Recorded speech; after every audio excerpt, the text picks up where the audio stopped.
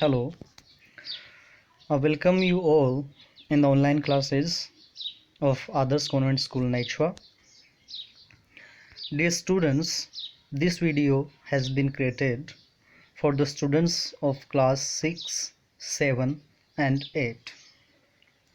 As you know that in the first part of video in our last class, we just discussed sentence structure and about the types of sentence.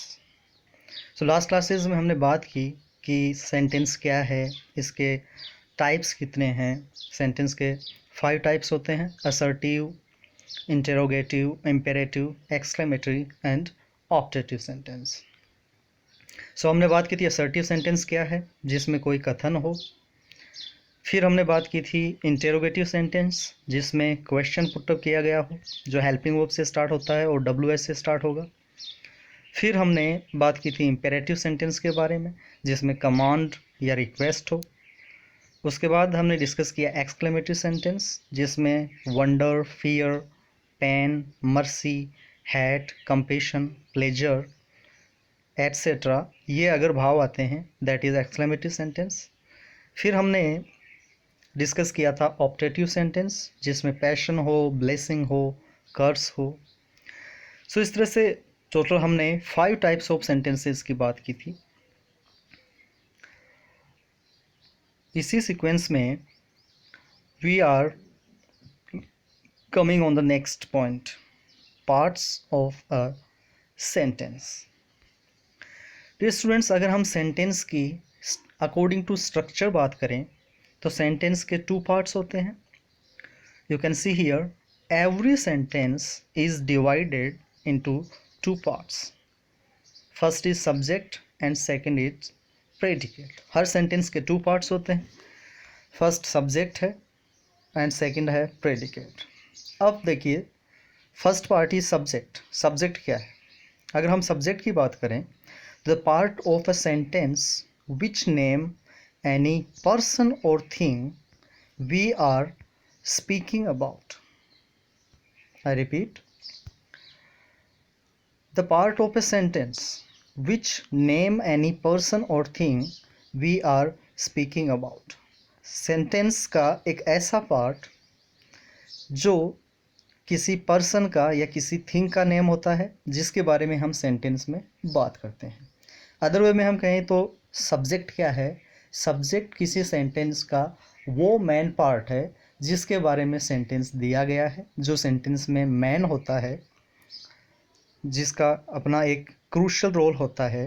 तो आप कह सकते हो the part of a sentence which name any person और thing we are speaking about, that is called subject. As Hari came here, for example, Hari came here.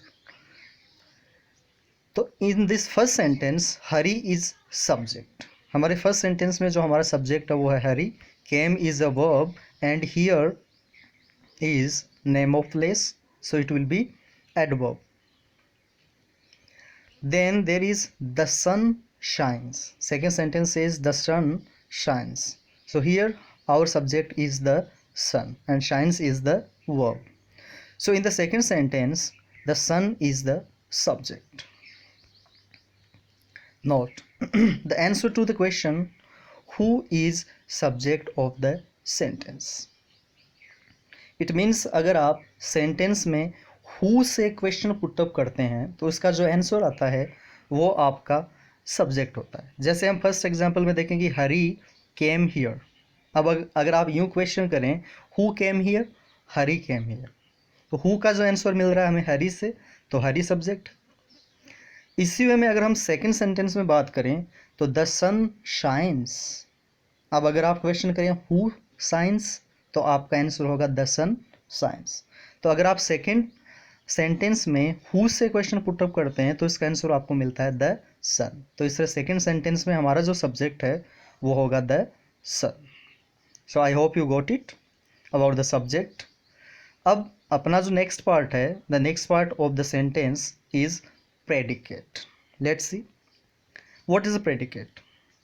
This is a part of sentence which tells about the doing of the subject. Predicate is the part of a sentence which tells about the doing of the subject. It means कि predicate जो है वो sentence का वो part है जो subject की doing के बारे में, उसकी एक्टिविटी या उसके एक्शन के बारे में बताता है कि सब्जेक्ट ने क्या किया या सब्जेक्ट के साथ क्या हुआ, वही हमारा प्रेडिकेट होता है। For example, Hari came here.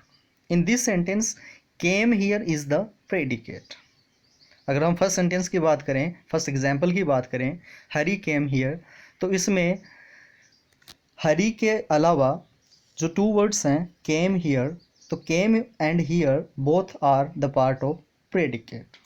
Similarly in the sentence the sun shines, shines is the predicate. The sun shines में हमारा सब्जेक्ट है द सन और जो वर्ब है शाइन्स, ये है प्रेडिकेट। अब अगर हम सिंपल वर्ड्स में कहें, सिंपल वर्ड्स में अगर हम इसे अंडरस्टैंड करें कि प्रेडिकेट होता क्या है, तो इन सिंपल वर्ड्स सेंटेंस में सब्जेक्ट के अलावा अगर जो कुछ भी आपको इंफॉर्मेशन दी गई है, जो कोई वर्ड्स, जो कोई फ्रेज जो आपको सब्जेक्ट के अलावा सेंटेंस में मिलता है, वही उसका प्रेडिकेट होता है। तो डियर स्टूडेंट्स, हमने बात की कि every sentence is divided into two parts. हर जो सेंटेंस है, ईच सेंटेंस है टू पार्ट्स में डिवाइड होता है, सब्जेक्ट एंड प्रेडिकेट। सब्जेक्ट के बारे में हमने बात की कि सब्जेक्ट जो है जनरली डूअर ऑफ एक्शन होता है, किसी एक्शन को करने वाला, या अदर वर्ड्स में कि जिस किसी के बारे में सेंटेंस में हम बात करते हैं वो उसका सब्जेक्ट होता है। फिर उसके बाद में सेकंड पार्ट आता है प्रेडिकेट।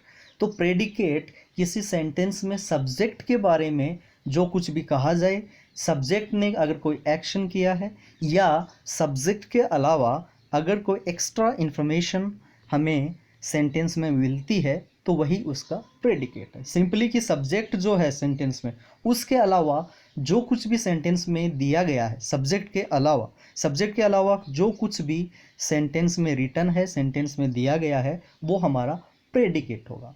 तो आई थिंक इट्स वेरी सिंपल। आप आसानी से सिंपली एकदम इजीली ये फाइंड आउट कर सकते हैं कि सेंटेंस में सब्जेक्ट कहाँ है और प्रेडिकेट कहाँ है।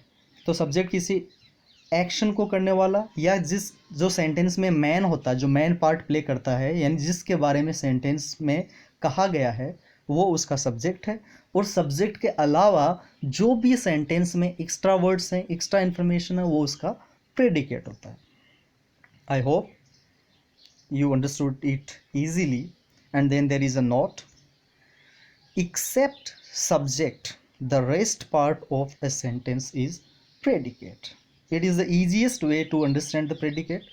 Except subject, the rest part of a sentence is predicate. देखिए predicate क्या है कि सेंटेंस में सब्जेक्ट के अलावा जो भी रेस्ट पार्ट है, जो भी बचा हुआ पार्ट है सब्जेक्ट के अलावा, वही हमारा प्रेडिकेट है।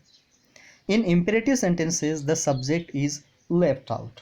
और जैसे कि हमने इम्पेरेटिव सेंटेंस स्टडी किया, तो इम्पेरेटिव सेंटेंस में जनरली सब्जेक्ट को लेफ्ट आउट कर दिया जाता है, ये अंडरस्टूड होता है, इसे ओमिट कर दिया जाता है। जैसे हम बात करें, कुछ एग्जांपल्स हैं, जैसे फर्स्ट इम्पेरेटिव सेंटेंस है कम हियर। तो कम जो वर्ड है that is a verb and here is adverbial. Let's see, come here. Our second sentence is go there. अब इसमें go जो है that is a verb and there is adverbial. First sentence come here, come is a verb and here is adverbial. तो आप देख सकते हैं दोनों sentences में, in both sentences there is no subject, इसमें कोई subject नहीं है।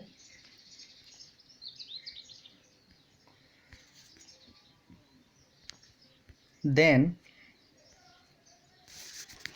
just a second,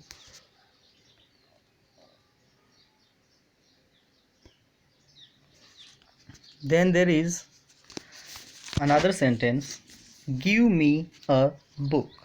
Let's see, give is a verb, me is object and a book is also object. So in third sentence there is also no subject. In all these three sentences the subject you is left out. In three sentences में जो subject you है इसे left out कर दिया गया है, it is understood. तो subject sentence first, second and third जो तीनों हैं, these are predicates. It means there is no subject. Subject is understood, so it is left out. इसमें सब्जेक्ट यू को लेफ्ट आउट कर दिया गया है. So all these three sentences are example of imperative sentences. So हमने अभी बात की that every sentence is divided into two parts, subject and predicate.